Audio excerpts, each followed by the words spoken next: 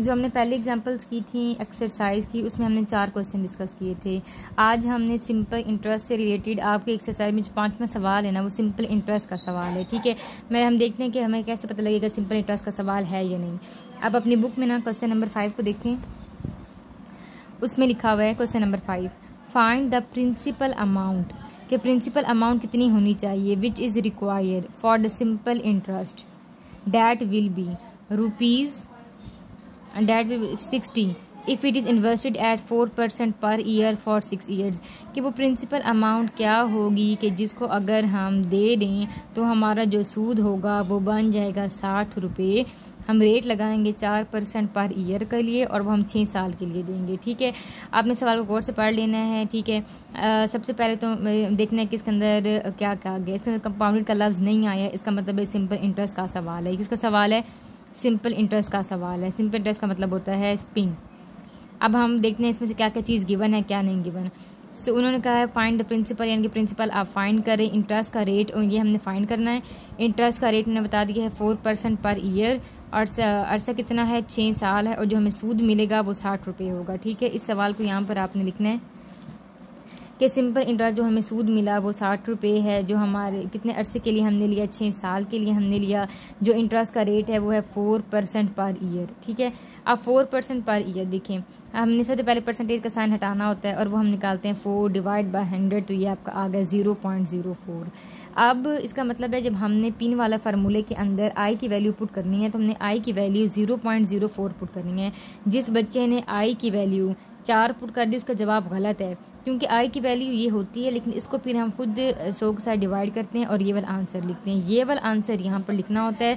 जिस बच्चे ने 4% लिखा उसका गलत है। आगे एन हमें क्या लिखना चाहिए? इसके लिए हमने ऐसे नहीं आपने यहाँ से रकम उठानी है और यहाँ पर लिख देनी, नहीं, आपने गौर करना होता है। आपने गौर करना है कि हमारी जो आई है उसके साथ क्या लिखा हुआ है? 4% पर ईयर। इसके साथ क्या लिखा हुआ है? ईयर। तो आप यहाँ पर मैं पूरा फर्क करके दिखा रही हूँ, बेशक आप यहाँ पर ना अपने जहन में आपने लिख लेना है ईयर। क्या लिख लेना? ईयर।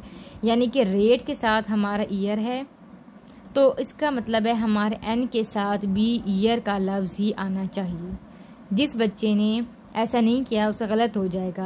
यानी कि अगर आपके आई के साथ ईयर है तो आपका एन भी ईयर के अंदर ही होना चाहिए, और ये हमारा एन तो पहले ईयर के अंदर है, हमें चेंज करने की ज़रूरत ही नहीं पड़ी। वरना कि जो चेंज करने वाला स्टेप होता है ना, मतलब मंथ को ईयर के अंदर चेंज करना या मंथ किसी और चेंज के अंदर, ये बड़ा बहुत लंबा स्टेप होता है, इसका फार्मूला याद करना पड़ता है, वो हम आगे को देख लेंगे। तो ये ठीक है, हमारा पहले ईयर के अंदर है, हमने देखा आई ईयर के अंदर था तो एन भी ईयर के अंदर था। ठीक है, हमने एक वैल्यू ये वाली पुट कर लेनी है और एक ये वाली पुट कर लेनी है। ठीक है, एक ये वाली और एक ये वाली दोनों वैल्यू को मैंने लिखा कि सिंपल इंटरेस्ट इक्वल टू पिन। इसकी वैल्यू सूद हमें मिला 60 रुपये, रकम हमें नहीं पता रकम कितनी थी हमारी। इंटरेस्ट का रेट ये है, 6 साल का अरसा हुआ, इन दोनों को ज़रब कर लिया, 0.24 आ गया। ये प्रिंसिपल के साथ यहाँ पर मल्टीप्लाई हो रहा है, वहाँ जाकर ये डिवाइड हो जाएगा 60 डिवाइड बाई 0.24, ये निकलता है अपने कैलकुलेटर पे कर लेना है 250 रुपये, यानी कि 250 रुपये प्रिंसिपल है। तो हम इसे लिख सकते हैं ना कि 250 रुपये प्रिंसिपल है, यानी कि प्रिंसिपल कीमत 250 रुपये है। इसका सवाल, इसका मतलब ये है कि अगर आप 250 रुपये आपके पास हों और आप इस पर 4 रुपये इंटरेस्ट 4% इंटरेस्ट लें 1 साल के लिहाज से और 6 साल के लिए आप दे दें, तो आपको 6 साल के बाद 60 रुपये सूद मिल जाएगा। अब अगला हमारा टॉपिक है कंपाउंड इंटरेस्ट।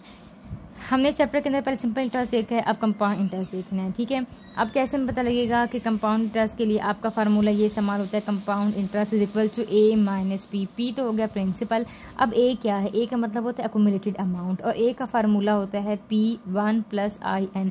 आपने पहले एक फार्मूला पढ़ा था, वो था A is equal to simple interest plus principal.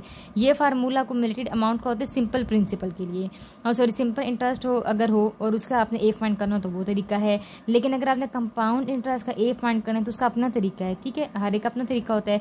जैसे सिंपल इंटरेस्ट का क्या फार्मूला था? सिंपल इंटरेस्ट का फार्मूला था पिन, लेकिन कंपाउंड इंटरेस्ट का फार्मूला है ए माइनस पी। इस तरीके जो सिंपल इंटरेस्ट के अंदर जब हमने ए फाइंड करना होता है, कहते हैं ना कभी कभी सिंपल इंटरेस्ट भी बताएं और उसका ए भी बताएं, तो उसके ए तो का फार्मूला होता है पिन और सॉरी सिंपल इंटरेस्ट की रकम प्लस आपका प्रिंसिपल। लेकिन कंपाउंड इंटरेस्ट वाले केस में जो हमारी एक्यूमुलेटेड अमाउंट होती है, यानी कि जो हमने इकट्ठा पैसा किया होता है, उसका फार्मूला होता है P1 + I⁻n। तो आपने याद रख लेना है। ठीक है, तो आपको पता लगे कि कंपाउंड इंटरेस्ट का मतलब होता है ए माइनस पी, और यहाँ पर ए की वैल्यू हमने वो पुरानी वाली नहीं पुट करनी, नई वैल्यू पुट करनी है, और वो है P1 + IN। अब आपको पता लगे आई क्या होता है, इंटरेस्ट का रेट होता है, एन का मतलब होता है टाइम पीरियड, पी का मतलब प्रिंसिपल, ये हो गया क्युमुलेटेड अमाउंट, ये हो गया कंपाउंड इंटरेस्ट। ठीक है, पहले आपको सबसे पहले पता होना चाहिए कंपाउंड इंटरेस्ट कैसे फाइंड करते हैं। अब हमें कैसे पता लगेगा कि ये सवाल तो कंपाउंड इंटरेस्ट का है, तो इसके लिए आपने सवाल में देखना है आइडेंटिफिकेशन क्या है इसकी।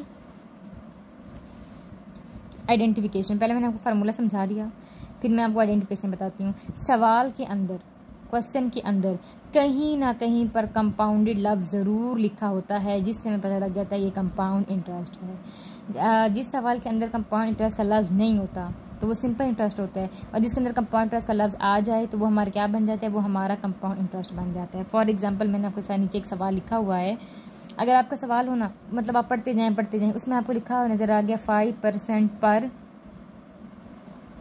ईयर लिखा हुआ था, आगे कंपाउंडेड जो भी लिखा हुआ था, लेकिन कंपाउंडेड का लफ्ज़ आ गया। ठीक है, इसका मतलब ये कंपाउंड इंटरेस्ट का सवाल है। तो जो सवाल है आपने बड़े गौर से पढ़ना होता है कि कहीं कहीं दरम्यान में कंपाउंडेड का लफ्ज़ तो नहीं आ गया। अगर कंपाउंड का लफ्ज़ आ गया तो वो कंपाउंड इंटरेस्ट है। ठीक है, उसके बाद हम आगे से बात करते हैं कि कंपाउंडेड के बाद क्या आता है। कंपाउंडेड के बाद कोई भी लफ्ज़ आ सकता है। कंपाउंडेड के बाद कभी लिखा होता है एनुअली, कंपाउंडेड के बाद मैंने लिखा है डिफरेंट वर्ड्स यूज़ होते हैं, कौन कौन से, कभी एनुअली, कभी मंथली, कभी क्वार्टरली लिखा होता है। ठीक है, क्यू से मतलब क्वार्टरनरी, और कभी सेमी एनुअली एटसेट्रा, कोई भी लफ्ज़ आपको मिल सकता है, लेकिन आपने असल फोकस करना होता है कंपाउंडेड पर। ठीक है, फिर उसके बाद आपने देखना होता है कंपाउंडेड के बाद कौन सा लफ्ज़ इस्तेमाल हुआ है, क्यों। कंपाउंडेड से हमें क्या पता लगा कि ये सवाल कंपाउंड इंटरेस्ट का है। कंपाउंडेड के बाद वह लफ्ज़ पर क्यों गौर करना है, क्योंकि वही तो असल हमारा होता है जिसके मुताबिक फिर हम सारा सवाल बदला देते हैं। ठीक है, दो चीज़ें, एक तो आपने सवाल के अंदर ढूंढना है कहाँ पर कंपाउंडेड का लफ्ज़ है या नहीं है, कंपाउंडेड का लफ्ज़ तो है। फिर कंपाउंडेड के बाद आपने लिखना है कि क्या लिखा हुआ है, कंपाउंडेड के साथ यानी कि उसके बाद क्या लफ्ज़ लिखा हुआ है। उसके बाद जो लफ्ज़ होता है ना, उसको आपने ना अपने जहन के अंदर एक गोल दायरे के अंदर बिठा लेना है। उसके लिहाज से फिर हमने सारा सवाल चेंज करना होता है, वरना हमारा जवाब ही नहीं आता। ठीक है, जैसे पहले मैंने आपको जो रेट के साथ लफ्ज़ लिखा हुआ था, रेट के साथ लिखा हुआ था हमारा, पहले वाला आप सवाल पढ़ें, 4 जो मैंने अभी आपको 5वां करवाया, इसमें लिखा हुआ था 4% पर ईयर, तो उस ईयर को मैंने डब्बे में लिख दिया था ना, फिर मैंने एन को चेंज कर दिया था। लेकिन यहाँ पर हम नहीं देखते, हम बस ये देखते हैं कंपाउंडेड के बाद कौन सा लफ्ज़ है, उसको हम अपने जहन में बिठा लेते हैं और फिर सारे सवाल को उस लफ्ज़ के मुताबिक बदलाते रहते हैं। मैं आपको आगे बता दूँगी कैसे। फिर उन्होंने अब नीचे लिखा हुआ है हमने कि ना, जो हमारा इंटरेस्ट का रेट होता है उसको यहाँ पर हम स्मॉल आई के साथ रिप्रेजेंट करते हैं। ठीक है, किसके साथ, स्मॉल आई के साथ। और जो हमारा टाइम पीरियड है उसको स्मॉल एन के साथ रिप्रेजेंट करते हैं। ठीक है, ये वैसे हमारे फार्मूले बने हुए कि जी यहाँ पर आपने इंटरेस्ट के रेट को स्मॉल आई के साथ रिप्रेजेंट करना है, बड़ा आई आप यूज़ नहीं करेंगे। यहाँ पर आपने इंटरेस्ट के वो टाइम पीरियड को स्मॉल एन के साथ रिप्रेजेंट करना है, बड़ा एन आपने यूज़ नहीं करना। ठीक है, ये हमें समझ आ गया। अब तक आप सारे पॉइंट समझ आ गए ना, इसका फार्मूला क्या है, क्वेश्चन में क्या लिखा होता है, उसके बाद हमने क्या दो चीज़ों पर बड़ा फोकस करना होता है, एक कंपाउंडेड का लफ्ज़ और एक जो कंपाउंडेड के लफ्ज़ के बाद जो लफ्ज़ इस्तेमाल वो बहुत ज़्यादा इंपॉर्टेंट होता है। फिर हमने इसके लिए हमेशा बड़ा आई नहीं इस्तेमाल कर सकते, इससे हमने छोटा आई इस्तेमाल करना है और छोटा एन इस्तेमाल करना है। ठीक है, अब इसको जब आपने हल करना शुरू किया, आपने क्या करना है, आपने ऐसा करना है कि जो आपने डब्बे के अंदर लफ्ज़ लिख लिए है, आपने डब्बे के अंदर जैसे फॉर एग्जांपल आपने ईयर लिख दिए, तो आपने अपना वो यूनिट्स आर सेम का मतलब है आई और एन का यूनिट वही बनाना है जो आपके डब्बे में लफ्ज़ लिखा हुआ है। ठीक है, देखिए यहाँ पे लिखा कन्वर्ट, क्या करना होता है, बोथ यूनिट्स आर सेम, यानी कि हमारा जो आई का वैल्यू है, जो हमारी एन की वैल्यू है, वो दोनों उस डब्बे के साथ मिलने चाहिए। ठीक है, बट देयर इज़ डिफरेंस। फिर क्या हमारे पास, मतलब इसका ना सिंपल इंटरेस्ट के साथ एक फ़र्क होता है। सिंपल इंटरेस्ट में हम क्या करते हैं, मैं आपको बताती हूँ। सिंपल इंटरेस्ट के अंदर हम अपना आर गौर करते हैं, जो रेट के साथ लिखा होता है लफ्ज़, फॉर एग्जाम्पल ईयर लिखा हुआ था। ठीक है, एन के साथ लिखा हुआ था मंथ। ठीक है, हमने ऐसा किया कि जो ईयर था ना लफ्ज़ लिखा हुआ, इसको हम डब्बे में ले गए ईयर। ठीक है, अब हमने अपने मंथ को भी ईयर के अंदर चेंज कर दिया, सिर्फ हमने एक बदलाव किया। हम किसको छेड़ते हैं, हम एन की वैल्यू को छेड़ते हैं, रेट को नहीं चेंज करते। ये होता है सिंपल इंटरेस्ट का तरीका। लेकिन जो हमारे सवाल होंगे कंपाउंड इंटरेस्ट वाले, उसके अंदर ना हमने रेट देखना है ना हमने एन देखना है, बल्कि हमने सवाल के अंदर देखना है कंपाउंडेड के बाद क्या लफ्ज़ लिखा हुआ है। अगर कंपाउंडेड जो लफ्ज़ था ना कंपाउंडेड, उसके बाद लिखा हुआ था ईयर, तो आपने ईयर को डब्बे के अंदर लिखना है, रेट को भी ईयर के अंदर चेंज करना है और एन को भी ईयर के अंदर चेंज करना है। ठीक है, ये फ़र्क होता है। तभी तो कंपाउंड इंटरेस्ट वाले सवाल बहुत बड़े हो जाते हैं। इसमें हमें रेट को भी बदलाना पड़ता है, एन को भी बदलाना पड़ता है, और सिंपल इंटरेस्ट बहुत छोटा होता है, सिर्फ हमने एन को बदलाना होता है। ठीक है, आपने याद रखना है कंपाउंड इंटरेस्ट बड़े होते हैं क्योंकि 2 चीज़ों को बदलाना होता है। हमने रेट को भी बदलाना है, एन को भी बदलाना है। सिंपल इंटरेस्ट के अंदर सिर्फ और सिर्फ हमने एन को बदलाना होता है, रेट को तो हम बिल्कुल भी नहीं बदलाते, इसलिए वो जल्दी से हल हो जाते हैं। बार बार यहाँ पर मैंने ये पॉइंट समझाया है कि इस सवाल में हमने अपने जो रेट ऑफ इंटरेस्ट है और जो हमारा टाइम पीरियड है, इन दोनों को चेंज करना होता है। किसके लिहाज से चेंज करना होता है, इनकी इसकी बुनियाद क्या है। तो जो कंपाउंडेड के बाद लफ्ज़ इस्तेमाल हुआ होता है उसकी बुनियाद पर हम इन दोनों को बदला देते हैं। ठीक है, फिर आपने यहाँ पर लिखना है, यानी मैंने दोबारा से लिखा है कि यानी आपको 3 पॉइंट्स पर हमेशा आपने फोकस करना है। सबसे पहले आपने ये देखना है कि कंपाउंड का लफ्ज़ है या नहीं है। दूसरे नंबर पर आपने देखना है कि कंपाउंडेड के बाद कौन सा लफ्ज़ इस्तेमाल हुआ है। जो लफ्ज़ इस्तेमाल हुआ है उसको आपने अपने जहन में बिठा लेना है, उसी के मुताबिक आपने अपना आई भी बदला देना है, आपने अपना एन भी बदला देना है। अब कुछ बच्चे ना सिंपल इंटरेस्ट के सवालों की इतनी प्रैक्टिस करते हैं, उसमें ना सिर्फ एन को बदलाया जाता है, बार बार एन बदलाते रहते हैं, एन बदलाते रहते हैं, उनको याद हो जाता है। जब वो कंपाउंड इंटरेस्ट वाले सवाल करते हैं ना तो वो एन बदला देते हैं और आई को तो देखते ही नहीं है। हालांकि इसके सवाल का यही तो मतलब है, कंपाउंड इंटरेस्ट के अंदर दोनों चीज़ों ने बदलना होता है। जो जिस बच्चे ने ना एक बदला उसका जवाब गलत है। ठीक है, मैं यहाँ पर लिखा है फॉर एग्जांपल, अगर आपका आई लिखा हुआ है, मैंने वो सवाल लिख के दिया। ठीक है, कि अगर मैं आपको बताऊँ कि आपका जो रेट ऑफ इंटरेस्ट है वो है 5% पर ईयर कंपाउंडेड एनुअली और आपको टाइम पीरियड मिला है 2 मंथ। तो सबसे पहले आप देखें सवाल के अंदर कंपाउंडेड है। ठीक है, कंपाउंड के बाद कौन सा लफ्ज़ है, एनुअली। इसका मतलब है आपने अपने जहन के अंदर कौन सा लफ्ज़ रख लेना है, एनुअली। क्या लफ्ज़ अपने जहन के अंदर रख लेना है, एनुअली। अब इस एनुअली आपने जो अपना रेट है इसको भी एनुअली के अंदर चेंज करना है, और जो हमारा टाइम पीरियड है इसको भी एनुअली के अंदर चेंज करना है। अब यहाँ पर हमारे लिए एक अच्छी बात यह है कि जो हमारा रेट था वो तो पहले ही ईयर के अंदर था। ईयर और एनुअली ये दोनों एक ही चीज़ हैं, यानी कि ये दोनों में कुछ भी करने की ज़रूरत नहीं है। जो रेट है वो तो पहले ही ठीक ठाक लिखा हुआ है, रेट तो पहले ही ठीक है, लेकिन मंथ ख़राब है क्योंकि एन ख़राब है क्योंकि एन जो है वो मंथ के अंदर है और हमें किसके अंदर चाहिए, हमें मंथ के अंदर नहीं चाहिए, हमें यहाँ पर लिखा हुआ चाहिए ईयर। तो अब हम क्या करें कि जो हमारे 2 मंथ वाली वैल्यू है, असल में तो वैल्यू ने तो हमें 2 मंथ ही दिया ना। अब हमें देखना है कि हम क्या करें कि ये जो हमारे 2 मंथ लिखे हुए हैं ये सारी रकम ईयर्स के अंदर चेंज हो जाए। तो इसके लिए मैंने आपको एक टेबल बनाया है, वो मैं आपको अब समझाती हूँ। ठीक है, ये आपने टेबल याद कर लेना है। ठीक है, यानी कि मैंने इसमें आपको सिखाया है कि एन को हम कैसे बदलाते हैं, फिर मैंने आपको सिखाया है कि हम आई की रकम को कैसे बदलाते हैं। सबसे पहले सबसे आसान जो होता है वो एन को बदलाना होता है। एन बदलाना, यही टेबल आपका सिंपल इंटरेस्ट के अंदर भी काम आ जाएगा। सिंपल इंटरेस्ट के अंदर आपको पता है ना कि हमने एन को बदलाना होता है।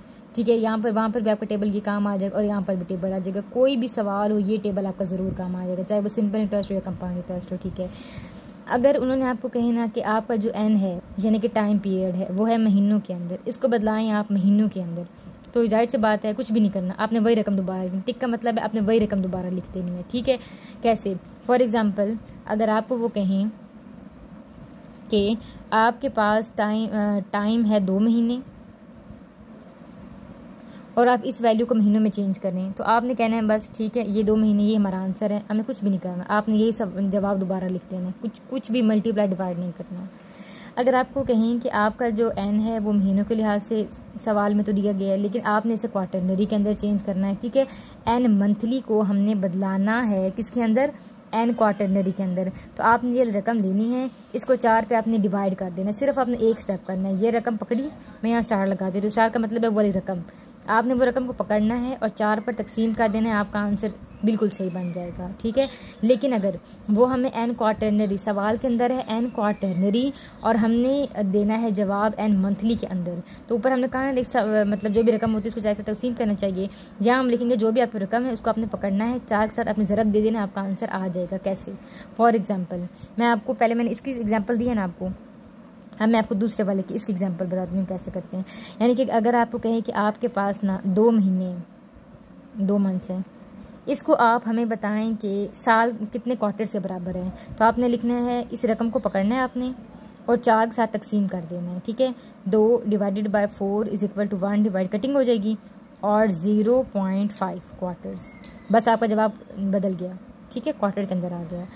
फिर मैंने आपको ये वाला तरीका सिखाया है 4 से ज़रब देने वाले, यानी अगर आपको कहें ना कि आपके पास है एन जो है वो आपके पास 4 क्वार्टर्स है और आप अपना जवाब मंथ में दें, किसके अंदर दें, मंथ के अंदर दें, तो आपने कहना है कि अच्छा ये क्वार्टर वाली रकम है, यहाँ पर क्वार्टर वाली रकम हो और उसको मंथ में चेंज करना हो, तो ये जो मैंने लिखा हुआ है इसके साथ कि उस रकम को पकड़ें और 4 के साथ ज़रब कर दें। रकम आपने पकड़ ली 4 ज़रब 4 तो 16 मंथ, आपकी रकम मंथ के अंदर चेंज हो गई।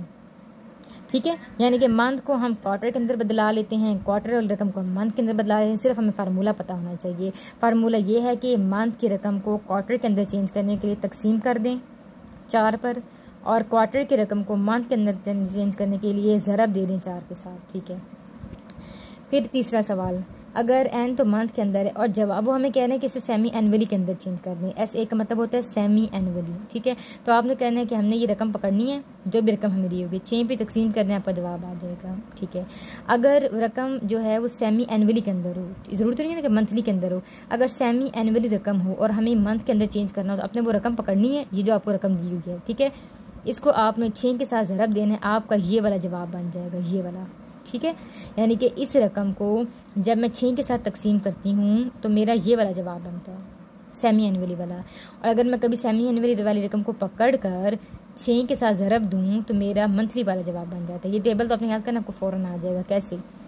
यानी अगर वो आपको कहें कि आपके पास हैं 2 महीने, इसको आप बदला दें सेमी एनुअली के अंदर, तो मैंने आपको कहा था ना इस रकम को पकड़ें 6 के साथ तकसीम कर दें। ठीक है, तो क्या करते हैं, इसको हम ऐसे करते हैं ना, 2 डिवाइड बाई 6 1 और 3, तो आगे इसका आंसर जो भी आ जाएगा वो आपका जवाब बदल गया, सेमी एनुअली के अंदर आ गया।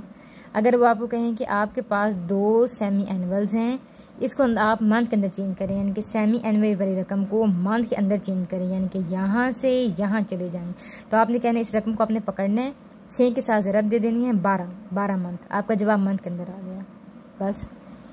ठीक है, अगर आपके एंड मंथ के अंदर हो, मतलब आपको जो टाइम है वो मंथ के अंदर दिया हो और मैं कहूँ कि आपने इसको एनुअली के अंदर चेंज करना है, तो आपने कहना है कि मैंने ये रकम पकड़नी है, आपने वो मंथ वाली रकम पकड़ के आप उसको 12 से तकसीम करें, आपका ये वाला जवाब आ जाएगा, ये वाला। और अगर मैं कहूँ कि आपकी एनुअली वाली रकम है आप मंथली के अंदर चेंज करें, तो आपने कहना है हमने ये वाली रकम पकड़नी है, इसको जैसे ही मैं 12 के साथ ज़रब दूंगी तो मेरा जवाब मंथली के अंदर आ जाएगा। ठीक है, कैसे? उन्होंने आपको कहा है कि आपके पास 2 महीने हैं, आप बताएं ये कितने साल बनते हैं। एनुअली क्या मतलब होता है कितने साल, यानी कि 2 महीने कितने साल बनते हैं। तो मैंने आपको बताया था इस रकम को आप पकड़ें 12 पे तकसीम कर दें, 1 और ये 6, तो आपने इसका लिख देना है 1/6 ईयर। आपको दिल करे कैलकुलेटर पर आंसर निकाल दें, वो पॉइंट में आ जाएगा, 0 पॉइंट जितना भी आ गया आपने साल लिख देना है बस।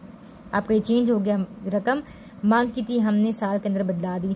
अगर वो कहें कि साल की रकम को मंथ में बदलाएं तो क्या करना है, आपने लेके उन्होंने आपको कहा आपके पास 2 साल है, ज़रा आप हमें बताएं ना कि 2 साल कितने महीने होते हैं, तो आपने कहना है साल वाली रकम को लें एनुअली, मतलब ये वाली रकम उठानी है मैंने, ये वाली रकम, ये इसको मैंने 12 के साथ ज़रब दे देना है, 2 को 2 के साथ मैं बदला 12 के साथ ज़रब दे दूँ 24 महीने। ठीक है, वैसे ये तो हम ना भी करें, फार्मूला ना भी लगा देते तो हमें पता है कि हमेशा 2 साल का मतलब होता है 24 महीने। ठीक है, और देखिए हमारा आंसर बिल्कुल 24 महीने निकले, इसका मतलब है ये बिल्कुल ठीक तरीके है। ठीक है, आपने ये चीज़ ज़रूर याद कर लेनी है, ये बहुत आसान है। यानी कि ऊपर अगर डिवाइड करते हैं तो यहाँ पर मल्टीप्लाई, यहाँ पर डिवाइड, यहाँ पर मल्टीप्लाई, यहाँ पर डिवाइड, यहाँ पर मल्टीप्लाई, आपने इसको ऐसे याद करना है।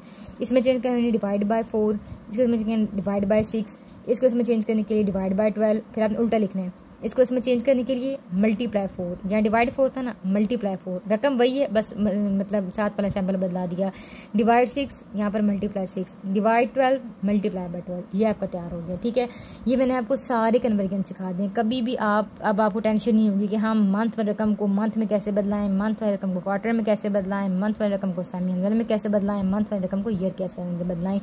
ये सारा कुछ था एन के लिहाज से।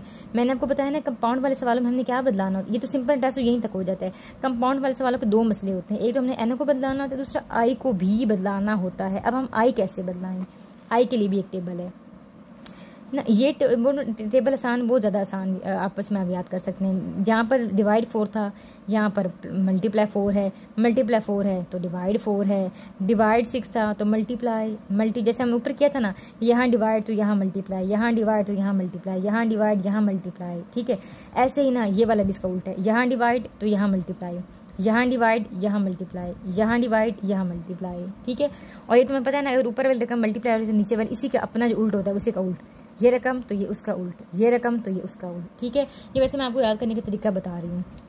अब इसमें क्या लिखा हुआ है, मैंने इसमें आपको बताया कि आई मंथली आपके पास है, इसको अगर आपने आई मंथली के अंदर बदलाना हो तो आपने कुछ भी नहीं करना, आपने वही रकम लिख देनी है। यानी कि अगर आपको कोई कहे ना कि आपके पास रेट है, ये पहले वाला सवाल है, अगर आपको आपके पास रेट है 2% पर मंथ और आपने इसे मंथ में बदलाना, तो आपने कहना ठीक है ये सवाल है, मैंने इसको कुछ भी नहीं करना, ये 2% पर मंथ की रकम ही रहेगी, मैं इसको कुछ भी नहीं कर सकती, ठीक है। अगर आपको कहें कि आपका आई जो रेट है वो मंथ के लिहाज से है, लेकिन आप तो मैं क्वार्टर के लिहाज से बताएं, तो आपने ये रकम पकड़नी है, 4 के साथ मल्टीप्लाई कर देना है। क्वार्टर वाली रकम है, मंथ के अंदर चेंज करना है, तो यहाँ पर हमें क्या करना है, डिवाइड बाय मल्टीप्लाई। अब देखें यहाँ पर मंथ से क्वार्टर में जाने के लिए हम डिवाइड करते हैं, लेकिन आई अगर मंथ से क्वार्टर में जाए तो मल्टीप्लाई होता है। ये आपने ज़रूर याद रखना। जिस बच्चे ने ये भूल दिया ना कि जिस बच्चे ने यहाँ पर डिवाइड बाय 4 कर दिया, उसका सारा आंसर गलत है। आई जो हमारा एन होता है, एन मंथली एन क्वार्टर के अंदर जाने के लिए डिवाइड होता है, लेकिन आई मंथली आई क्वार्टर के अंदर जाने के लिए मल्टीप्लाई होता है, ठीक है। ये अपने फिर मैंने आपको बताया कि क्वार्टर वाली रकम को इसके अंदर कैसे चेंज करना है। फिर मैंने अगर आई मंथली है और सेमी एनुअली के अंदर चेंज करना है, आई सेमी एनुअली के अंदर आप बदलाना चाहते हैं तो ज़रब 6 के साथ दे दें, सेमी एनुअल रकम को इसमें डिवाइड बाय 6 कर दें। मंथ को एनुअल के अंदर चेंज करना है, एक मतलब एनुअली इनके साल के बताएँ चेंज करना है, तो आप इसी रकम को पकड़ें। आपने रकम पकड़ी, 12 से ज़रब कर दिया, एनुअल वाली रकम को मंथ के अंदर पकड़ना चेंज करना है, तो आपने वो रकम पकड़नी है, 12 के साथ डिवाइड कर देना है। कैसे? अब फॉर एग्जांपल आप मुझे बताइए, आपके सामने सारा टेबल है ना, मैं आपको कहती हूँ कि आपके पास, मैंने आपको क्वेश्चन बताती हूँ, आपके सवाल के पास रेट है 2% पर मंथ, इसको आप चेंज कर दें, किसके अंदर चेंज कर दें, चेंज इनटू सेमी एनुअली।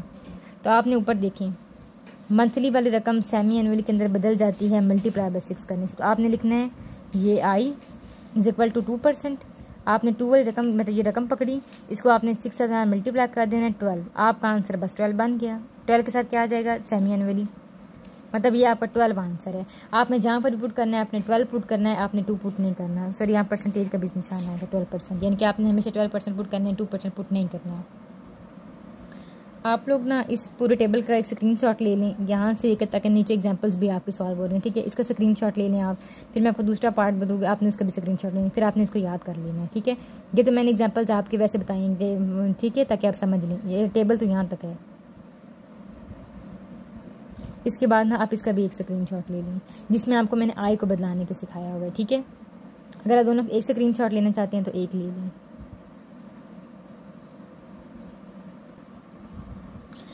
इसमें आपके साथ पता है क्या प्रॉब्लम होना है, मैंने आपको सिर्फ मंथली वाली चीज़ों को बदलाना सिखाया है, एन मंथली हो, एन मंथली हो, एन मंथली हो, और फिर मैंने आई मंथली सिखाया है, ठीक है, या फिर मैंने आपको ये उल्ट वाला तरीका भी सिखा दिया है। लेकिन अगर क्या हो, हमें वो कहें ना कि आपके पास एन ईयरली है, यानी जैसे ये है एन एनुअली है ना, वो हमें कहें एन एनुअली को, हमें तो सिर्फ आता है एन एनुअली को मंथली के अंदर चेंज करना। अगर वो हमें कहें कि आपने एन एनुअली की रकम को चेंज करना है किसके अंदर, एन क्वार्टरली के अंदर, अब हम क्या करें, हमें सिर्फ ये आता है एनुअली वाली रकम को मंथली के अंदर चेंज करना या क्वार्टरली वाली रकम को मंथली के अंदर चेंज करना। हमें ये नहीं आता कि हम एनुअली वाली रकम को क्वार्टरली के अंदर कैसे चेंज करें, हम एनुअली वाली रकम को पकड़कर सेमी एनुअली में कैसे चेंज करें, हम एनुअली वाली रकम को कैसे चेंज कर सकते हैं किसी और के अंदर। हमें ये तो आता है, एनुअली मंथली के अंदर हमें करना आता है, एनुअली रकम को पकड़ेंगे 12 से ज़रब देंगे, मंथली तो हो जाएगा। दूसरा हमें सिस्टम नहीं आता, वो मैं आपको बताती हूँ, वो इसी टेबल से हल हो जाएगा, लेकिन थोड़ा सा उसमें एक आपने समझना है, ठीक है। अगर मैं आपको कहूँ कि आपका रेट है 2% पर ईयर और इसको आपने बदलाना है किसके अंदर, क्वार्टनरी के अंदर। अब टेबल में तो मैंने आपको सिखा दिया है, मंथ के अंदर क्वार्टनरी तो मैंने आपको सिखाया ही नहीं है, क्योंकि ना अगर मैं हर एक चीज़ को बदलाना सिखाऊँ ना आपको, तो ये जो टेबल है ना ये 4 सफ़ों पड़ जाएगा। लेकिन ऐसी सामान से हम इतने 4 वाली रकम याद कर सकते हैं। पहले हम मंथली वाली चीज़ों को बदलाना सीखें, फिर हम ईयरली वाली, फिर अगले सफ़े पर क्वार्टनरी वाली, अगले वाले पर सेमी एनुअली वाली। इतना नहीं है, हम इसी टेबल को यूज़ करेंगे। कैसे यूज़ करेंगे, आपको ईयरली वाली को मंथली के अंदर चेंज करना आता है कैसे, आपको ये पता है कि कोई भी ईयरली वाली रकम मंथली के अंदर बदल सकती है, ठीक है, और मंथली वाली रकम जो है ये जैसे ये ऊपर लिखा हुआ है। मंथली वाली रकम क्वार्टरली के अंदर बदल सकती है, यही हमने इस्तेमाल करना है। कैसे? पहले हमने इस रकम को मंथली के अंदर चेंज करना है, और जैसे ही हम मंथली वाली रकम को 4 के साथ तकसीम करते हैं हमारा आंसर क्वार्टरली के अंदर आ जाता है। कैसे? कोई भी मंथली वाली रकम लें, 4 के साथ तकसीम करेंगे, आंसर आपका क्वार्टरली के अंदर आ जाएगा। तो हमें क्या करना चाहिए? हमने लिखना है 2% पर ईयर। ये रकम लिखी, हमें पीछे पड़ा है कि ईयर वाली रकम को ना जब आप 12 के साथ इसी रकम को पकड़ें, 2% को 12 के साथ ज़रब दें तो आपका 24% आ जाएगा। लेकिन ये होगा किसके अंदर? मंथली के अंदर। 24% मंथली। हमने ये किया, ईयरली वाली रकम को मंथली के अंदर चेंज कर दिया। अब हमारा मंथली है, अब मंथली को हमें चेंज करना आता है ना, हमें पता है। मंथली वाली रकम को अगर हम पकड़ें 24%, इसको जैसे ही हमने 4 के साथ डिवाइड करना है, ठीक है, तो क्या बन जाएगा? 24 और नीचे 4 हो तो ये हमारे पास होता है क्या होता है हमारे पास? ये 6%। ये हमारा आ गया जवाब क्वार्टरली के अंदर। देखिए हमारा जवाब आ भी गया। देखें पहले हमने 2% को ईयर के लिहाज से था, इसको हमने कर लिया 24% मंथली। ये 24% मंथली को रकम को पकड़ के जब हमने 4 पे डिवाइड किया तो 6% क्वार्टरली बन गया। ठीक है, जो आपके सारे सवाल है ना इसमें रकमें ही तो अहम है। पहले देखें जो बच्चा हल कर रहा था, अगर उसको नहीं आता कन्वर्जन, वो फार्मूले के अंदर जहाँ पर आई की रकम आनी है उसने पुट कर देना था 2 वाले का जवाब गलत आना था। जिस बच्चे को आधी कन्वर्जन आती है उसने यहाँ पर लिख देना था आई की रकम 24, उसका भी जवाब गलत आना था। ठीक है, जिसने 2 लिखा उसका भी गलत। आई की वैल्यू पुट करनी है ना हमने कंपाउंड इंटरेस्ट वाले सवाल के अंदर, आई की वैल्यू जिसने ये 2% पुट की उसका गलत है, क्योंकि हमने तो क्वार्टरली वाली रकम लिखनी होती है इस सवाल के अंदर लिखनी, क्योंकि उसमें सवाल में हमारा क्वार्टरली उन्होंने खुद कहा है हमें। जिसने 2% लिखी उसने गलत, क्योंकि 2% साल के लिहाज से या क्वार्टरली के लिहाज से नहीं है। जिसने 24% लिखी उसका भी सवाल गलत है, क्योंकि 24% मंथली के लिहाज से क्वार्टरली के लिहाज से नहीं है। लेकिन जिस बच्चे ने 6% लिखा उसका जवाब ठीक आ जाएगा, क्योंकि ये क्वार्टरली के लिहाज से 6% ही हमारा है। और 6% कैसे है मैंने आपको सिखा दिया है। पहले आपने 2 को जो है वो ईयर वाली रकम को आपने मंथ वाली रकम के अंदर चेंज किया। मंथ वाली रकम को जैसे आप जल्द से तस्लीम करते हैं वो क्वार्टरली आ जाता है। आपने इस टेबल को अच्छी तरीके से याद करना है, बार बार प्रैक्टिस करनी है। ठीक है, अगर आपको कन्वर्जन नहीं आती तो आपका ये सवाल नहीं हो सकता। ठीक है, क्योंकि ये चैप्टर ऐसा है कि जिसके अंदर ज़रूर कोई ना कोई कन्वर्जन करनी पड़ती है। मंथ को किसी और के अंदर चेंज करना पड़ता है, साल को किसी और के अंदर चेंज करना पड़ता है, कहीं ना कहीं ज़रूर हमारा कन्वर्जन का तरीका होता है।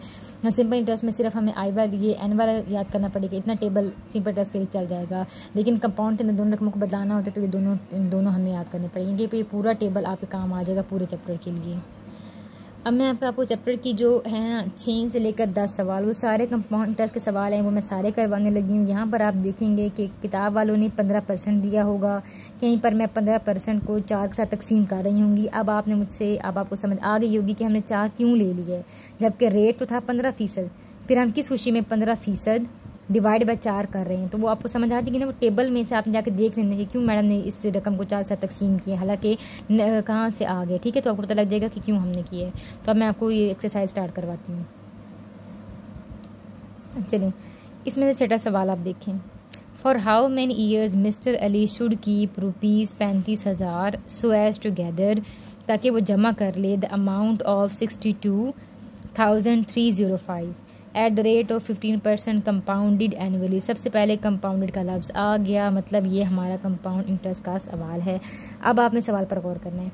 सवाल ये कह रहा है कि मिस्टर अली के पास 35,000 हैं, वो 35,000 को कितना अर्सा अपने पास रखे कि उसकी टोटल कीमत बन जाए, उसकी टोटल रकम बन जाए 62,305 रुपये, यानी कि एक्यूमुलेटेड अमाउंट है।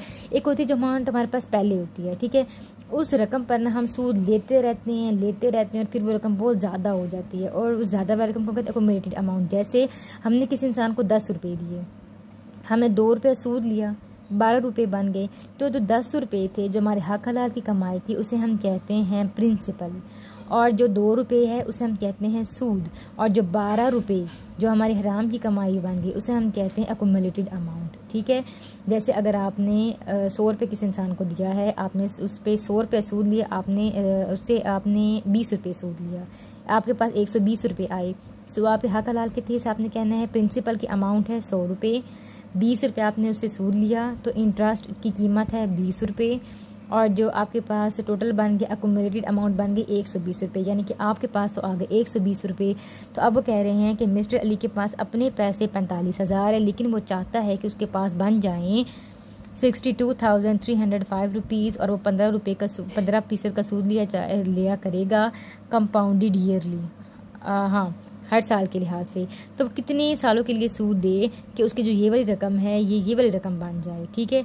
मैंने पहले मैं बताती थी कि ना आप इतनी रकम को, आपके पास ये रकम है, आप इसे इतने सालों के लिए दे दें, तो आप बताएं आपके पास कितना सूद इकट्ठा हो जाएगा। तो हम फाइंड करते थे कि आपके पास आपको 100 रुपये मिल जाएंगे, आपको 20 रुपये मिल जाएंगे, फालतू में आपको 30 रुपये मिल जाएंगे।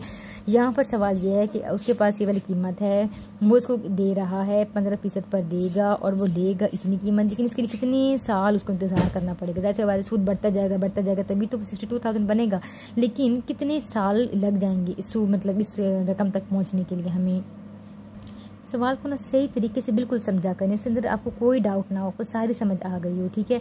अब देखें प्रिंसिपल उसके अपने पैसे हैं 45,000 रुपये। जो रेट ऑफ इंटरेस्ट वो ले रहा है कैपिटल आई स्मॉल आई, मैंने स्मॉल आई इसलिए लिखा है कि ताकि आपको याद रखे कि कैपिटल आई भी वही बात है, स्मॉल आई भी। तो अगर आप स्मॉल आई लिखेंगे तो आपको पता है यहाँ पर आप सही तरीके से पुट कर लेंगे ना, आई के रकम के नीचे फ़ौरन आप इसकी वैल्यू पुट कर लेंगे। तो आप इसलिए आप ये लिख सकते हैं, आपका दिल करे तो आप कैपिटल आई और ये दोनों लिख लें, अगर आपका दिल करे तो आप सिर्फ स्मॉल आई लिख लें, ठीक है।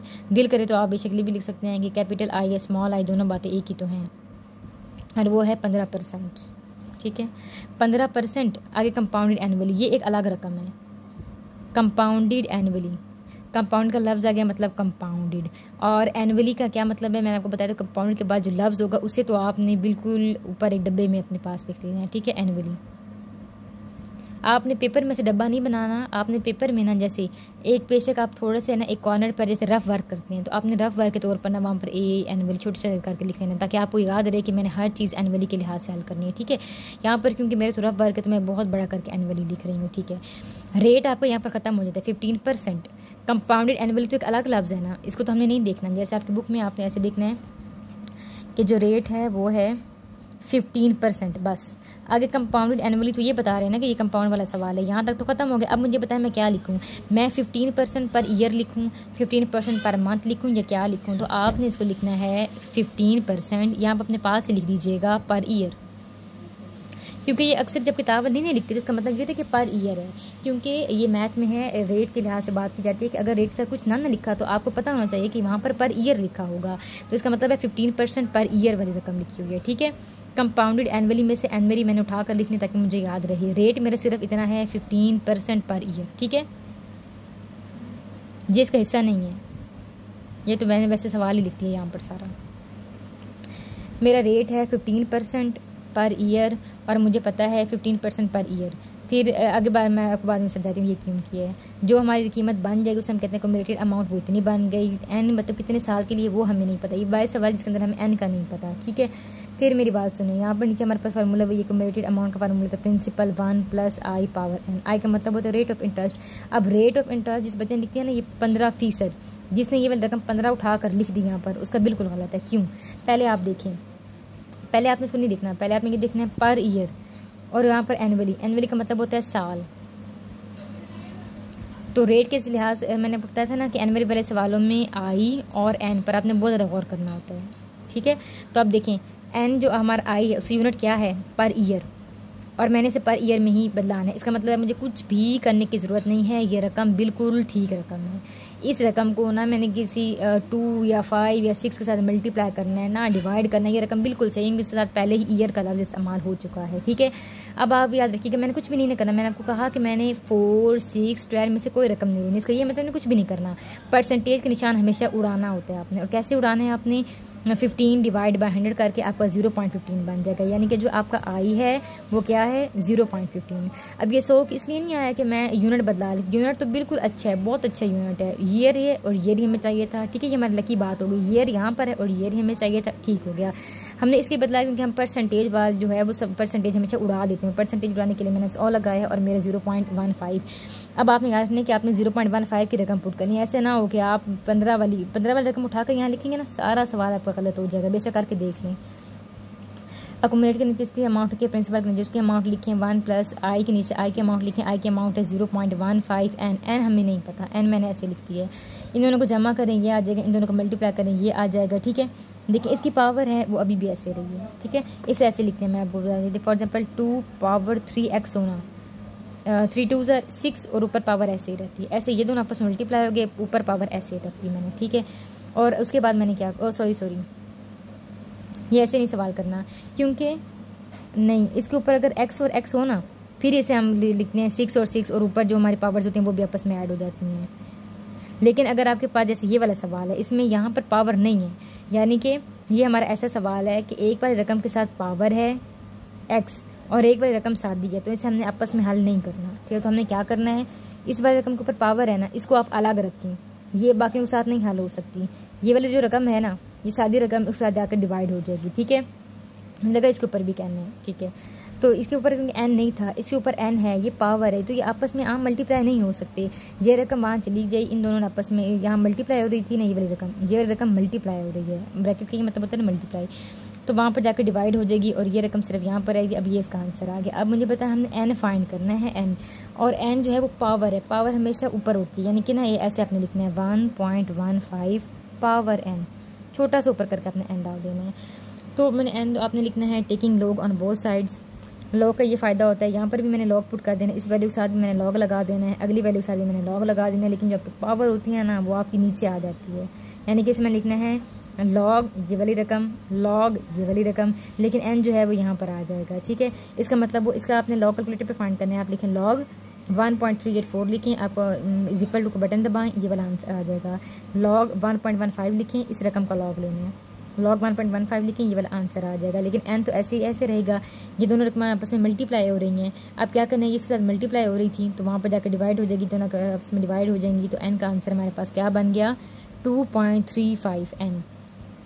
ठीक है, एन हमेशा वक्त होता है, और वक्त के साथ हम ज़रूर लिखते हैं कि हमने 2 महीनों का वक्त लिया, 2 सालों का वक्त लिया, या 2 दिनों का वक्त लिया। दिन ऐसे नहीं होता, मैं कहूँ 2 से आगे क्या कुछ तो होता है ना, 2 घंटे 2 महीने कुछ तो होता है, यानी कि 2.35।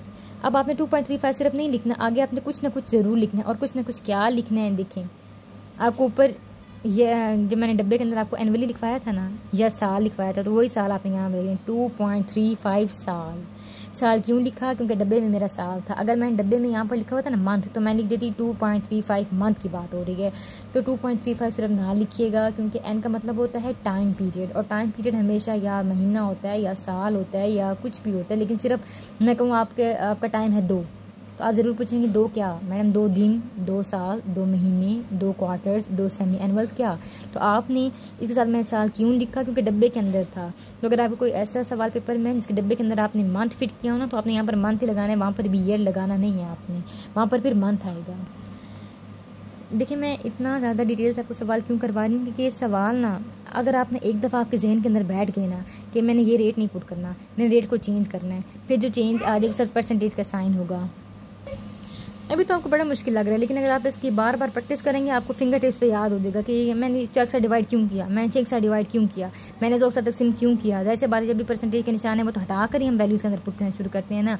अगर आप इसके बार बार प्रैक्टिस करेंगे तो ये आपको पेपर के अंदर ज़रूर सवाल देंगे, क्योंकि इसके अंदर आउट ऑफ कोर्स जितना भी दे लेंगे, हमें तो पता है कोई भी सवाल देंगे, एक रेट तो देंगे, ठीक है, एक टाइम पीरियड भी देंगे, एक प्रिंसिपल भी देंगे, हम इंटरेस्ट फाइंड कर लेंगे। तो सवालों की बार बार प्रैक्टिस करें, अगर आप समझ लेंगे तो आपके सारे सवाल हल हो जाएंगे। Question number 7, Ahmed borrowed rupees 2 lakh at 5% simple interest and invested the same amount at 5% compounded quarterly. Calculate what he gains after 6 years. इस सवाल को आप गौर करें। उन्होंने कहा कि अहमद ने उधार लिया 2 लाख रुपए, 2 लाख पर वो कितनी सूद देगा, 5%। इसके अंदर लिखा हुआ है कि ना मिस्टर अहमद ने 2 लाख रुपए लिए, और लिए किस शर्त पर कि मैं आपको 5% सिंपल इंटरेस्ट दूंगा। क्या दूंगा, सिंपल इंटरेस्ट दूंगा। फिर उसने इन्वेस्ट कर दिया the same amount, same amount का मतलब है 2 लाख रुपए जिसने पकड़े थे ना, उधार लिए थे 2 लाख रुपए, तो मैंने आपसे 5% सूद पर ले लिए। उस सूद मतलब उस रकम को, 2 लाख की रकम को उसने इन्वेस्ट कर दिया एट 5% कंपाउंडेड क्वार्टरली। इन्वेस्टमेंट किस पर की है, 5% पर, 5% कंपाउंडेड क्वार्टरली के लिहाज से लिए उसने अहमद ने 2 लाख रुपए लिए हैं, लेकिन 5% सिंपल इंटरेस्ट के सूद पर।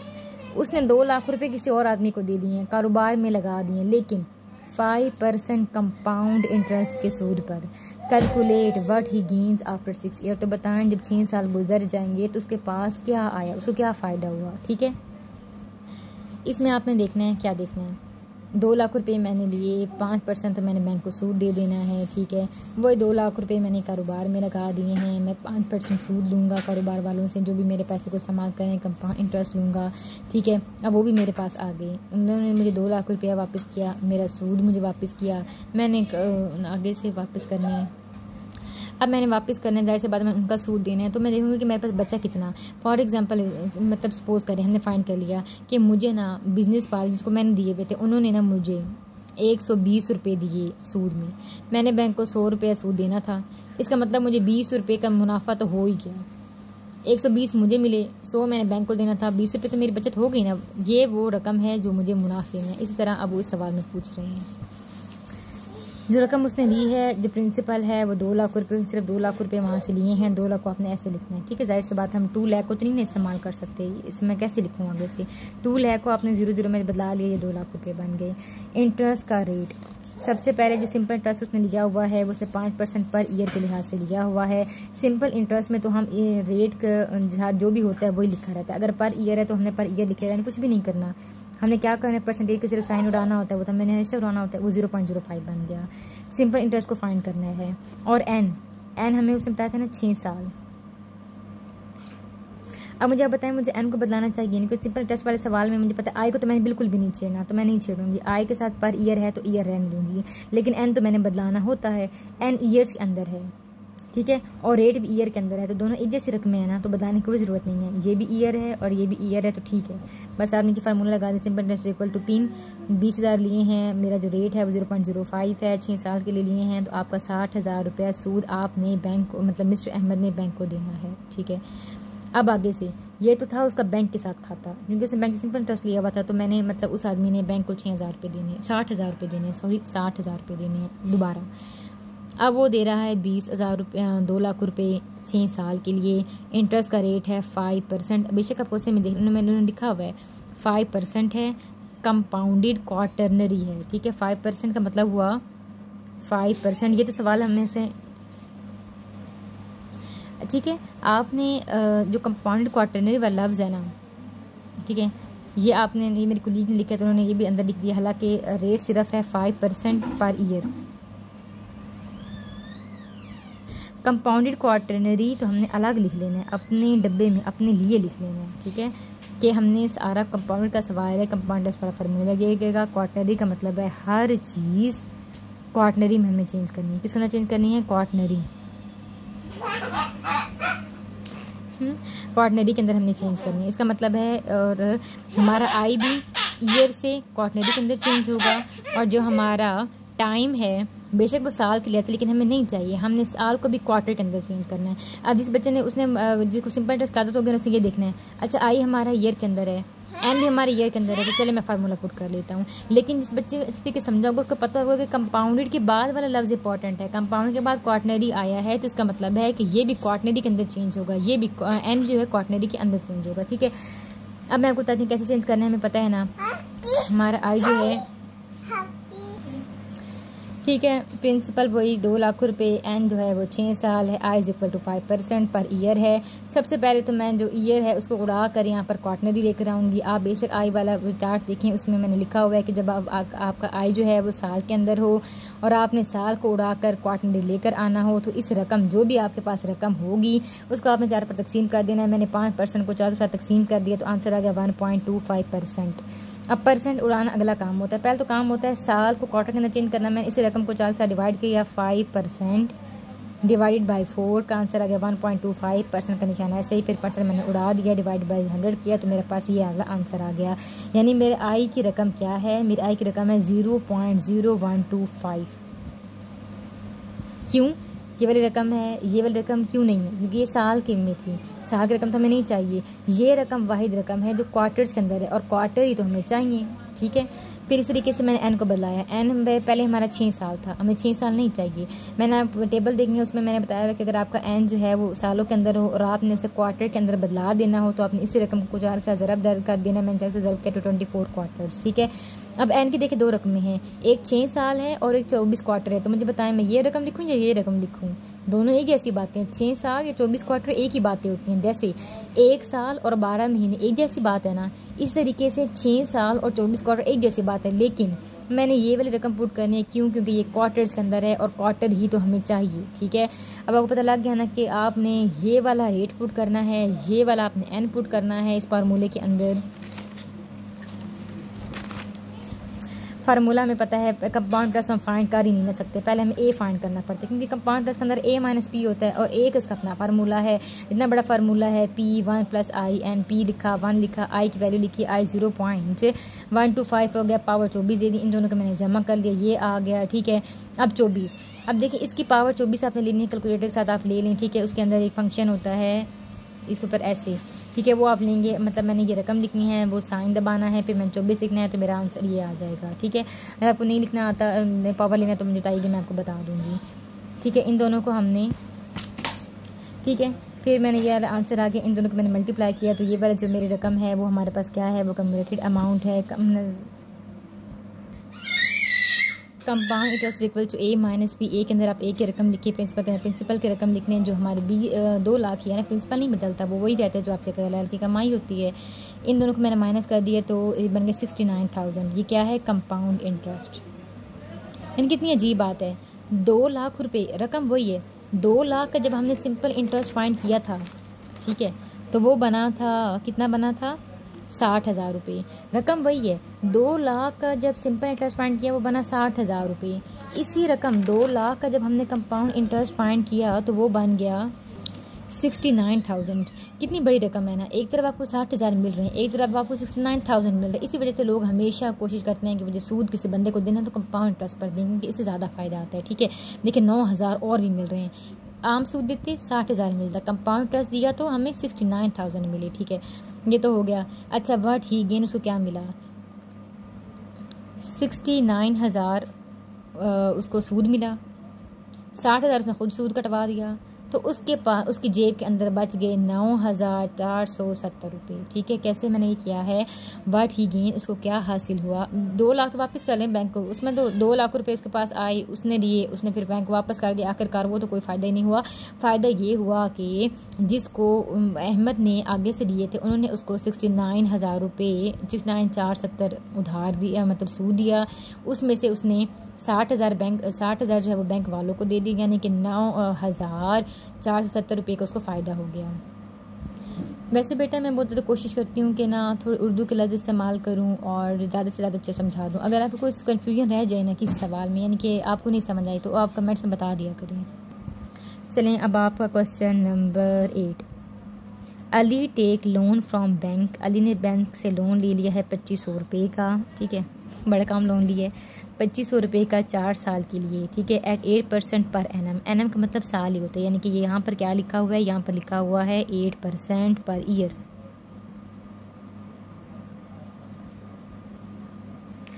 Calculate the compound interest in such a case, ठीक है। तो क्योंकि यहाँ पर उन्होंने कंपाउंड का लफ्ज़ नहीं इस्तेमाल किया था, तो मैं बता देते 8% पर एनम कंपाउंडेड ईयरली, तो मैं फ़ौरन पता लग जाता, क्योंकि उन्होंने नहीं बताया, इस वजह से उन्होंने खुद आगे लिख भी दिया कि ऐसे ना बच्चे सिंपल इंटरेस्ट फाइंड कर ले, कंपाउंड का तो लफ्ज़ ही नहीं है, तो उससे उन्होंने बता दिया कैलकुलेट द कंपाउंड इंटरेस्ट, ठीक है। इसमें यानी कि जो उसकी कीमत ली है असल में तो उसने 2500 रुपये लिए हैं, 4 साल के लिए हैं, 8% मैं सूद भी दूंगा। तो आप बताएं कि वो सूद की कितनी रकम देगा? 8% का मतलब है कि आपने 8% सूद देना है, वो बनता कितना है, उसी के लिए तो हम ये सारी कैलकुलेशन करते हैं, क्योंकि बैंक वाले हमें सिर्फ ये बताते हैं, ठीक है, हमें 2500 रुपये लेने हैं, 4 साल के लिए लेने हैं, हम आपसे 8% सूद लेंगे, और हमें पता नहीं होता कि 8% सूद होता कितना है। फिर जब बाद में हमें पता लगता है कि 8% का मतलब तो ये बनता है, ठीक। अब हम देखते हैं कि 8% होता क्या है, मतलब इस रकम का 8% क्या है। हमने कितने लेने हैं? 2500 रुपये। कितने सालों के लिए हैं? 4 सालों के लिए। आई हमारा कितना हमें सूद, यहाँ पर आप ना एन छोटा लिख लें, क्योंकि हमें पता है ना कंपाउंड के लिए हम बड़ा भी इस्तेमाल कर, लेकिन ज़्यादातर हम छोटा एन हमें लिखना चाहिए, यहाँ पर भी छोटा आई ज़्यादा सही रहता है, ठीक है। 8% पर एनम, ठीक है। अब उन्होंने कहा है ना कंपाउंडेड, उन्होंने आगे हमें नहीं बताया, उन्होंने बस ये नहीं लिखा कि कंपाउंडेड, ईयरली, या फिर वो हमें कहते हैं कंपाउंडेड मंथली। कुछ भी नहीं कहा, कुछ भी नहीं ना कहा। इसका मतलब है सारा कुछ ठीक ही है। उन्होंने हमें कुछ भी नहीं बताया कि हम उसके लिहाज से बदलाते रहते हैं, क्योंकि कंपाउंडेड के बाद जो लफ्ज़ उससे के मुताबिक तो हमारी चीज़ों को बदलाना शुरू करते हैं। उन्होंने बताया नहीं, हमने फिर अब करना नहीं, क्योंकि हम ऐसे नहीं ना करें। उस कंपाउंडेड के बाद वाले लफ्ज़ के मुताबिक तो हमने चार चीज़ बदलानी होती है, वो है नहीं, तो चले फिर ऐसे करते हैं। 8% पर एनम, ठीक है, 8% पर साल के लिहाज से तो हमने ज़्यादा परसेंटेज का साथ उड़ाना होता है 0.08% पर एनम। आपको पता लग गया। अब A equal to P 1 + i, principal 2500 है, आपका 1 हो गया, आपका इंटरेस्ट का रेट कितना है 0.08 है, और आपने कितने वर्ष के लिए लिया, 4 साल के लिए लिया है। अब आप बार बार ध्यान रख लीजिएगा, यहाँ पर 8% था, लेकिन यहाँ पर 8% नहीं आता, परसेंटेज का निशान उड़ा कर, यानी कि उड़ता कैसे है, जब कोई भी रकम को हम 100 से तकसीम करते हैं, फिर जो आंसर होता है वो आपने यहाँ लिखना है। गलती से भी ना आप यहाँ पर 8 ना लिख दीजिएगा कि यहाँ पर आराम से बड़ा से 8 डाल दें, वो गलत हो जाएगा। जरा कहा ना आपने एक सवाल, मतलब ऐसे ना ये दोबारा सवाल कीजिएगा और यहाँ पर 8 लिखिएगा, तो आप देखिएगा आपका आंसर बिल्कुल ही और आया है, और जिस बच्चे ने 0.08 लिखा उसका आंसर और आया है, और सिर्फ उसका आंसर सही यहाँ पर 0.08 लिखा है, ठीक है। इन्होंने जमा कर लिया, ये आ गया पावर, ये 4 आ गई। कैलकुलेटर पे आपने इसकी पावर ही 4 लेनी है, तो आपका ये वाला आंसर आ जाएगा। इन दोनों को आपने मल्टीप्लाई कर लेना है, ठीक है। फिर आपकी ये वाली रकम बन जाएगी, ठीक है, ये वाली रकम बन जाएगी। ये आपकी अकोमोडेटेड अमाउंट बन गई। Compound interest equal to accumulated minus principal. Accumulated जो है वो कितनी है, 3401 224, 3401 224 माइनस 2500, तो इन दोनों को माइनस करें तो 901.224, यानी कि उन्होंने हमें सिर्फ बताया था कि हम आपसे 8% लेंगे, है ना। उन्होंने कहा ना 25% ले लें, 4 साल के लिए लें, 8% सूद ले लेंगे, तो हमारे शायद 80 रुपये तकरीबन हमें समय जहन में लगा होगा, शायद 80-90 रुपया ले लेंगे। अब हमें पता लगा कि उन्होंने हमसे 901 रुपया लेना है, और एक से भी ऊपर ही लेना है, ठीक है। चलिए हम अगली एग्जाम्पल करते हैं। कैलकुलेट द प्रिंसिपल कितना होना चाहिए। डैट कलेक्ट ₹1500, जो हमारे पास बन जाए 1500 रुपये। 1500 का मतलब होगा अकुमुलेटेड, जो मतलब हमारे पास 1500 बन जाए इन 3 ईयर, 3 सालों में, at the rate of 12% annually, हर साल। यानी कि वो क्या रकम है जिसको जब हम 3 साल के लिए दें, 12% शरह सूद हो, तो वो हमारे पास 1500 बन जाए। 1500 का मतलब अकुमुलेटेड 1500 बन जाएगी, ठीक है। उन्हें नहीं पता कि सूद कितना है। उन्होंने कहा हमारी एक रकम है, वो हम आपको नहीं बता रहे, लेकिन उस रकम को जब हमने 4 सालों के लिए 12% सूद के लिहाज से दिया, तो वो 1500 बन गई। मेरा ख्याल है तकरीबन 1200 तो खुद रकम होगी से, तभी 1500 बन गई, ठीक है। अब हम देखने में क्या रकम थी, वैसे मेरा अंदाज़ है सिर्फ। अब आप देखें प्रिंसिपल, हमें नहीं पता कि वो रकम कितनी थी, लेकिन उस पर डेट कोलेक्ट्स टू। अब देखें आपका प्रिंसिपल जो है वो आपको नहीं पता, लेकिन जो आपकी रकम बन गई वो 1500 बन गई, ठीक है। एंड जो है वो आपने 3 ईयर्स है, इंटरेस्ट का रेट 12% पर ईयर है, ठीक है। तो जाहिर सी बात है, हमने सबसे पहले देखें, आपको ये देखना चाहिए कि सवाल तो ये कंपाउंडेड वाले हैं, लेकिन मैडम तो बिल्कुल भी नहीं बदला रही, ना मैडम ईयर को बदला रही हैं, ना मैडम एन को बदला रही हैं। क्यों? क्योंकि यहाँ पर देखें जो हमारा है ना क्वेश्चन क्या था, यहाँ पर है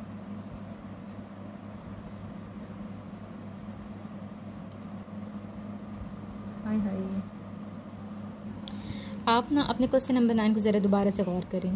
कैलकुलेट द प्रिंसिपल कितना होना चाहिए, डेट कोलेक्ट टू, कि वो बन जाए, यानी कि हमारे पास टोटल 1500 बन जाए इन 3 ईयर, 3 सालों में 12% एनुअली रेट है। अब मुझे बताएं, इस पूरे सवाल के अंदर कहीं कंपाउंडेड लफ्ज़ इस्तेमाल हुआ है? नहीं हुआ। या कहीं पर उन्होंने ये कहा है, जैसे मैं ऊपर कहा था कैलकुलेट द सिंपल इंटरेस्ट, वो भी नहीं कहा। इसका मतलब है सिंपल इंटरेस्ट का सवाल है, लेकिन उन्होंने कैसे किया कि उन्होंने सारे कंपाउंडेड इंटरेस्ट के सवालों के अंदर ये दे दी, और हमें लग रहा है शायद ये भी कंपाउंड इंटरेस्ट है, हालांकि ये नहीं है, ठीक है। अब मैंने गौर किया तो मैं देखा ना इसमें कंपाउंडेड का लफ्ज़ इस्तेमाल हुआ है, ना उन्होंने कहा कंपाउंड इंटरेस्ट इस बताएं, जिसका मतलब ये सिंपल इंटरेस्ट का ही एक सवाल है, ठीक है। अब आपको पता है प्रिंसिपल हमें नहीं पता, जो हमारे पास टोटल पैसे बन गए 1500 बन गए, जो हमें हमारा रेट है वो हमारा रेट क्या है 12% पर एनम है, एन जो है वो 3 ईयर्स है। अब देखें ये सवाल है सिंपल इंटरेस्ट का। सिंपल इंटरेस्ट के सवाल में आपने आगे जाने से पहले डाटा ठीक करना होता है, और डाटा ये है कि अगर आपका आई जो है वो साल के लिहाज से है, तो एन को भी साल के लिहाज से होना चाहिए। और देखिए 3 ईयर्स हमारा साल के लिहाज से ही है, यानी कि हमारे पास लकी है, हमारा इस मतलब ये क्वेश्चन हमारे लकी है कि इसमें ये तो साल है और ये भी साल। अगर ये साल ना होता तो हम ज़रूर इसको चेंज करते हैं, लेकिन हमें चेंज करने की ज़रूरत नहीं है। अच्छा, आपने ना अब तक जितने भी सिंपल इंटरेस्ट के वाले सवाल हैं उसमें ना हमेशा वो ये कहते थे सिंपल इंटरेस्ट फाइंड करें, और वो हम फाइंड कर लेते थे पिन के फार्मूले से, या वो हमें कहते थे कम्युलेटेड अमाउंट फाइंड करें, और वो हम कर लेते थे प्रिंसिपल प्लस सिंपल इंटरेस्ट के तरीके से, ठीक है। यहाँ तक। अब देखें ये सवाल है, हमने बताना है हमारे पास अकोमोडेटेड प्राइस भी है, हमने प्रिंसिपल निकालना है, लेकिन सिंपल इंटरेस्ट की कीमत हमें नहीं दी हुई है, ठीक है। तो हम क्या करें अगर हमें सिंपल इंटरेस्ट की कीमत नहीं पता? तो इसके लिए ना आपकी बुक में ये लिखा हुआ है और यहाँ पर वो प्रिंसिपल वो फार्मूला हमारे काम आया है कि अकोमोडेटेड अमाउंट हम सबको पता है, सिंपल इंटरेस्ट हम फाइंड करेंगे। ये हमारा केस किसका है? सिंपल इंटरेस्ट का केस है, इसलिए कोई बच्चा भी ना वो दूसरा फार्मूला ना पुट कर ले। ए वाला, ए सिंपल इंटरेस्ट का होता है प्रिंसिपल प्लस सिंपल इंटरेस्ट। अब मैं दोबारा लिखूंगी, सिंपल इंटरेस्ट कैसे फाइंड करते हैं? पिन। मैंने लिखा प्रिंसिपल तो प्रिंसिपल ही होता है, लेकिन सिंपल इंटरेस्ट का मतलब क्या होता है? पिन। पिन ही मतलब होता है ना, ठीक है। अब आगे से ये दो पी हैं, तो इन दोनों को मैं एक दफ़ा पी कॉमन ले लूँगी। यहाँ पर पी के बजाय 1 आ जाएगा, प्लस ये वाला उड़ गया पी क्योंकि बाहर चला गया, और यहाँ पर IN। ये दूसरा फार्मूला ये आपकी बुक के अंदर भी लिखा हुआ है, ठीक है। ये मैंने आपको ड्राइव भी करके दिखा दिया है कि अब तक हमने जितने भी हमारे सवाल थे उन सब के अंदर ना ये वाला फार्मूला काम आता रहा था। ये तो हमें कभी चाहिए ही नहीं था, लेकिन अब जब हमें ज़रूरत चाहिए तो हमने देखा है कि ये फार्मूला भी हमें याद करना चाहिए, ताकि ये अगर सिंपल इंटरेस्ट हो तो भी हम ये निकाल लें, और अगर सिंपल इंटरेस्ट हो ही ना, बाकी चीज़ें बताई हूँ जैसे I बता दिया, N बता दिया, फिर हम क्या करें? तो अब हमने ये वाला फार्मूला इस्तेमाल करना है, ठीक है। अकोमोडेटेड अमाउंट क्या है हमारे पास? जो हमारे पास इकट्ठी हो गई 1500 इकट्ठा हो गया, पता नहीं हमारी असल कीमत कितनी थी वो हमें नहीं पता। 1 प्लस रेट कितना लगा हुआ है? रेट जो है वो 12% है ना, लेकिन हमने 12% तो नहीं लिखना, हमने 12/100 0. अब देखिए मैंने प्रिंसिपल 1 प्लस आगे रेट लिखना था ना, रेट जो है वो 12/100 करें ना तो बनता है 0.12। वो 0.12 मैंने यहाँ पर लिख दिया, और हमारे पास n की वैल्यू 3 थी। इन दोनों को मल्टीप्लाई करें 0.36, इन दोनों को जमा करें 1.36। यहाँ पर ये इसके साथ पी के साथ मल्टीप्लाई हो रहा था, तो दूसरी रकम के साथ जाकर ये वाली रकम डिवाइड हो जाएगी। इन दोनों को डिवाइड करें, आपका आंसर आ जाएगा 1102.9। तो ये आपकी प्रिंसिपल की अमाउंट है, ठीक है। बस आपको ये निकल गया। अब हमारी प्रॉब्लम नंबर 10 है, ठीक है। Calculate the difference between compound interest and simple interest. आपने फ़र्क बताना है कंपाउंड इंटरेस्ट और सिंपल इंटरेस्ट को। बोथ आर चार्ज्ड ऑन, अगर हम दोनों अप्लाई कर रहे हैं, कीमत हमारे पास 3500 रुपये है, रेट हमारे पास 25% एनुअली है, फॉर 6 ईयर्स है। क्या फ़र्क पड़ जाएगा? 3500 रुपये है, रेट हमें 2500 लगाना है, साल हमने 6 साल के लिए देना है। क्या फ़र्क पड़ता है अगर हम सिंपल इंटरेस्ट लें या कंपाउंड इंटरेस्ट लें, ठीक है। अभी हमने इससे पहले एक सवाल देखा था कि जब एक मिस्टर अली ने 2 लाख रुपए के साथ, हमने बताया था कि अगर 2 लाख रुपए पर अगर सिंपल इंटरेस्ट लेंगे तो वो मेरे ख्याल में आपका 60,000 था, और अगर आप 2 लाख पर कंपाउंड इंटरेस्ट लेंगे तो वो 60,900 था। इसका मतलब हुआ कि हमारे पास कंपाउंड इंटरेस्ट हमेशा ज़्यादा आता है, इसमें से ज़्यादा हमें फ़ायदा आ जाता है। पूरे हमारे आई थिंक 900 का फ़ायदा हमें आ गया था, ठीक है। यहाँ पर भी हमने वही प्रूव करना है। उन्होंने कहा है कीमत ये है, साल भी बराबर हैं, रेट भी बराबर है, क्या फ़र्क पड़ जाएगा अगर हम सिंपल या कंपाउंड इंटरेस्ट दें, ठीक है। उन्होंने ये लिखा है ना कैलकुलेट द डिफरेंस, उन्होंने ये लिखा है राइट द डिफरेंस, कि आप ये बताने लग जाए मुझे, जिसको सवाल समझ नहीं उसने क्या करना है, उसने ऐसे करना है, उसने ना, वैसे मैं आपको बता रही हूँ उसने क्या करना है। उसने लिखना है जी सिंपल इंटरेस्ट, और ये लिखा कंपाउंड इंटरेस्ट। यहाँ पर वो लिखेगा कि इसका फार्मूला ये है, इसका फार्मूला ये है। क्वेश्चन के अंदर कंपाउंड का लफ्ज़ नहीं आता, क्वेश्चन के अंदर कंपाउंड का लफ्ज़ आता है। यहाँ पर हमने रेट को नहीं चेंज करना होता, हमने सिर्फ n को चेंज करना होता है। यहाँ पर हमने कंपाउंडेड के बाद वाले लफ्ज़ को बहुत ज़्यादा गौर करना होता है, उसी के लिहाज से हमने अपना रेट भी बदलाना होता है, अपना n भी बदलाना होता है, ठीक है। फिर इसमें बताना है कि इसमें और क्या होता है, ये वाला और भी डिफरेंस लिख देगा। हालांकि उन्होंने ऐसे डिफरेंस पूछी नहीं है कि आप ऐसे लिख चलें ये है ये है। उन्होंने तो बताया है कि ये रकम हमने आपको दे दी है, इस पर आप बताएं कि क्या फ़र्क पड़ जाएगा अगर हम सिंपल कंपाउंड इंटरेस्ट लगाएं या कंपाउंड इंटरेस्ट लगाएं, ठीक है। सवाल को सही से गौर से किया करें, आप फार्मूला आता होता है, आपको समझ आती है, ठीक है। मतलब ऐसे से मैं सॉल्व कर सकता, लेकिन समझ नहीं आती कि उन्होंने सवाल में क्या पूछ लिया है। आपको दोनों तरीके आते हैं ना, आपको सिंपल और कंपाउंड में डिफरेंस करना आता है, आपको सिंपल इंटरेस्ट फाइंड करना आता है, कंपाउंड इंटरेस्ट फाइंड करना आता है। तो आपको ये भी समझ होनी चाहिए कि सवाल में उसने हमसे क्या मांगा है। तो इस सवाल में उसने हमसे बस यही मांगा है कि इन दोनों में फ़र्क बताना है, लेकिन इस तरीके से कैलकुलेट का मतलब होता है हल करके आपने बताना है, ठीक है। क्योंकि ना आप इलामा इकबाल वाले बच्चे हैं, आपका पेपर कोई भी अनसीन नहीं होता, कुछ भी इंपॉर्टेंट नहीं होता, पता ही नहीं होता कहाँ से पेपर आ जाता है। अब मेरी स्टूडेंट थी ना, उनकी दफ़ा अनसीन बहुत ज़्यादा पेपर अनसीन आया था, तो जो उसके अपने कॉन्सेप्ट थे, ठीक है, उसके अंदर दफ़ा ना रुपीज़ का लफ्ज़ इस्तेमाल नहीं, सारे डॉलर डॉलर डॉलर, अच्छा जी $1 आ गया, अच्छा $7 आ गए। 2 क्रिकेटर्स हैं, उनके एक नंबर इतने, एक नंबर इतने, और आगे से बहुत ज़्यादा डिफरेंट सवाल आ गए थे, ठीक है। वो बुक में कहीं भी नहीं थे, लेकिन जो कॉन्सेप्ट होता है ना, वो इस्तेमाल करने के बाद उनके 85 नंबर आए थे। तो आप एक कॉन्सेप्ट लें, बार बार ये सवाल, क्योंकि पेपर में ना इससे रिलेटेड ही कोई सवाल दे देंगे ना, वहाँ पर हम ये सारा कुछ अप्लाई कर लेंगे, ठीक है। प्रिंसिपल जो है वो 3500 रुपये हैं, आपने हमें 6 साल के लिए दिया है। आय जो है वो हमारा 25% पर ईयर के लिहाज से है, ठीक है।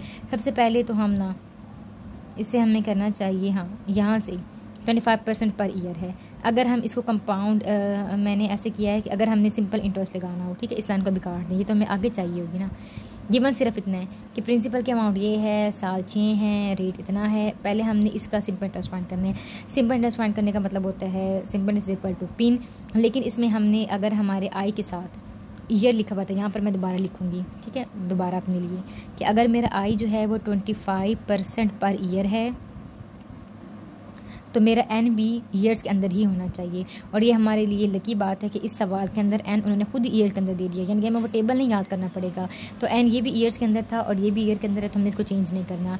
यानी कि 25 वैल्यू ठीक है, लेकिन हमें पता है ना परसेंटेज का साइन तो हमने उड़ाना ही होता है। हम कैसे उड़ाते हैं, 25 डिवाइड बाई 100 कर देंगे, तो ये कितना बनता है, 0.25 की वैल्यू हमने पुट करनी है। तो यहाँ प्रिंसिपल 3500, आई की रकम 0.25, एन की रकम 6, ठीक है।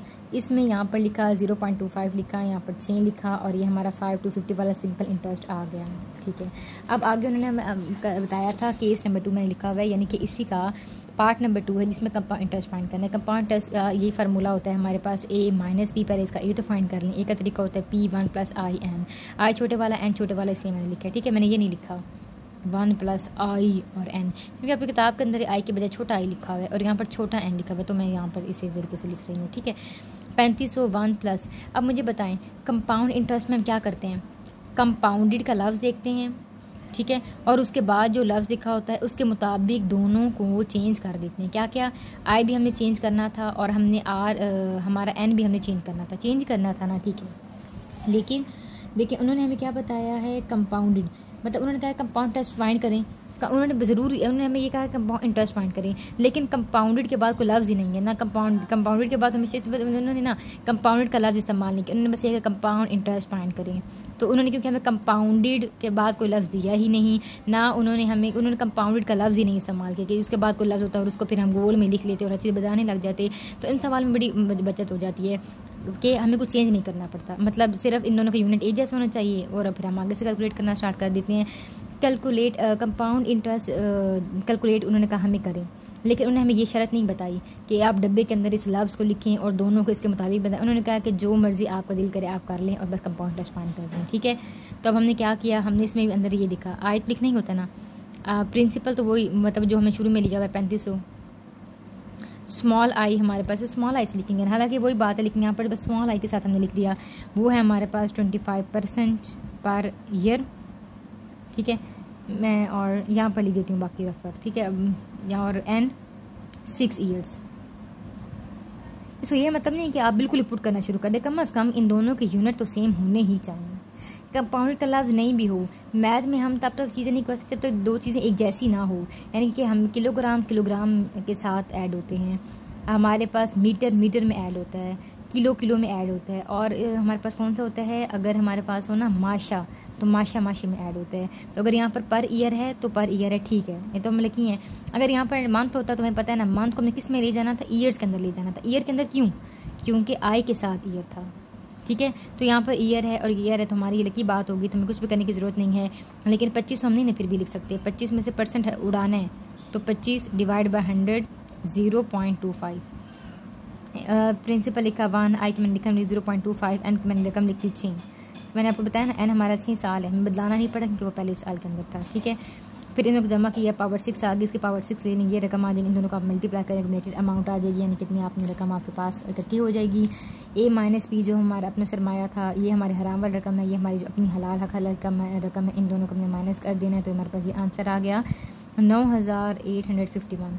तो आपको पता लग गया, यानी कि अगर इसी रकम, मतलब अगर हमारे पास 3500 हों और इस पर जब हम सिंपल इंटरेस्ट लेते हैं तो रकम बनती है 5250। जब हम कंपाउंड इंटरेस्ट लेते हैं तो बनता है 9,851, यानी कि तकरीबन 4,000 का फ़र्क पड़ जाता है। कंपाउंड इंटरेस्ट ज़्यादा फ़ायदे वाला होता है, इसमें हमें 3-4 हज़ार ज़्यादा ही मिलते हैं।